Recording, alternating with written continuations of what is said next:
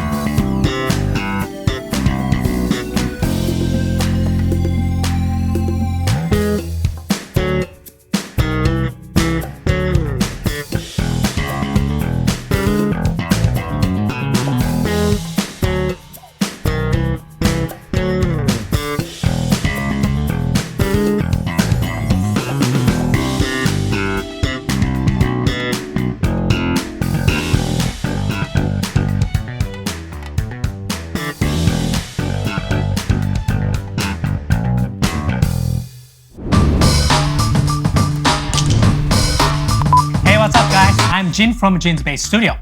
In this channel, we share knowledge about this awesome instrument, the bass. I post content about bass lessons, gear review, pretty much anything about the bass guitar. So if you want to learn more about this awesome instrument, please give a slap on that like button and subscribe to our channel. And of course, don't forget to ring that bell so you don't miss any of our future content. Alright, enough said, let's get started. This week, I arranged 1979 Glide by Pleasure from album Future Now into 1 minute bassline, and I also broke this bassline into 3 short phrases for you guys to get started. So please stay in tune for those short exercises, guys. The band Pleasure has formed in 1972 in Portland, Oregon. They became a cult group on the underground black music scene of the late 70s. However, the band was active only a short period of the time. They broke up in 1981. However, they had one great hit, which is this week's tune, Glide. The tune Glide has become the Billboard Hot 100 and 10th on the best-selling soul single chart in 1979. The 70s heavy slap bassline brought attention to many bass players and funk music lovers. So my bass player friends, have any of you guys guessed who is the bassist? The one and only Nathaniel Phillips. Even after breakups over the Pleasure, he still actively continued to work as session bassist, and his tasteful slap bass and amazing groove led him to play with many artists. Over the years, he has played with some of the greatest bands and musicians such as Crusaders, Lorber, Roy Ayers, and Tao Power. As bass player, I would recommend everybody to check some of his session works. Alright, as always, for those of you guys like to learn just a section of a bassline, I have broken down the bassline into few sections and play that in slower tempo. With that said, let's jump into that video.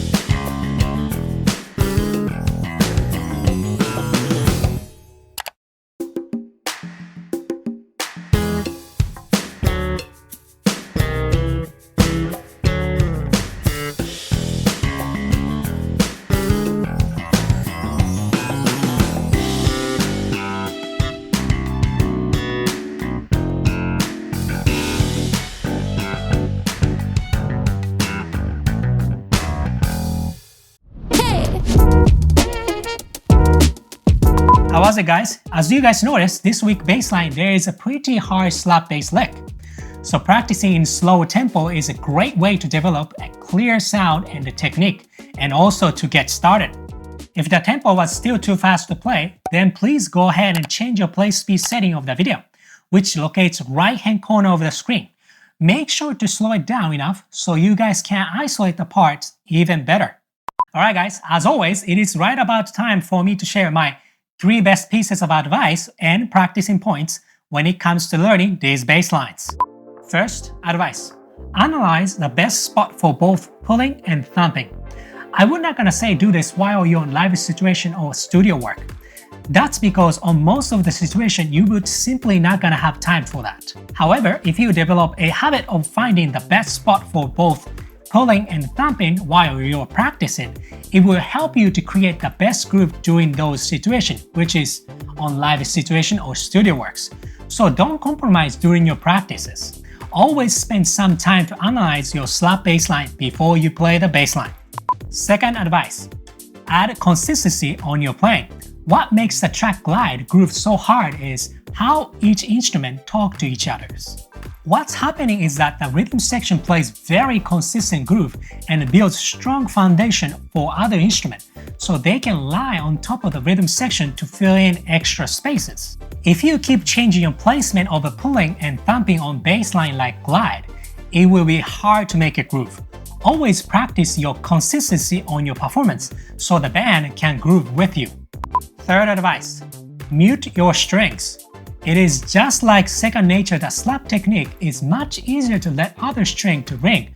So guys, make sure to mute unwanted strings. Without proper muting technique, your performance will be very messy.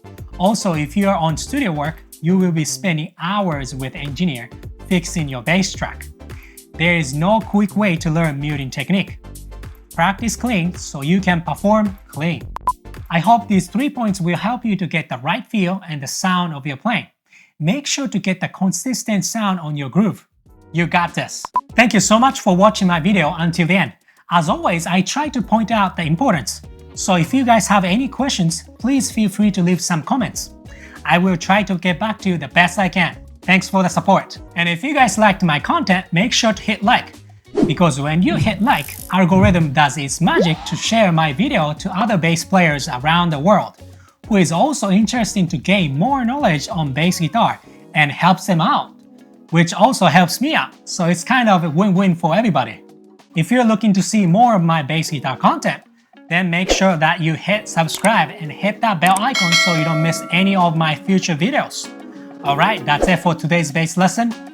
Play the bass, see you next time.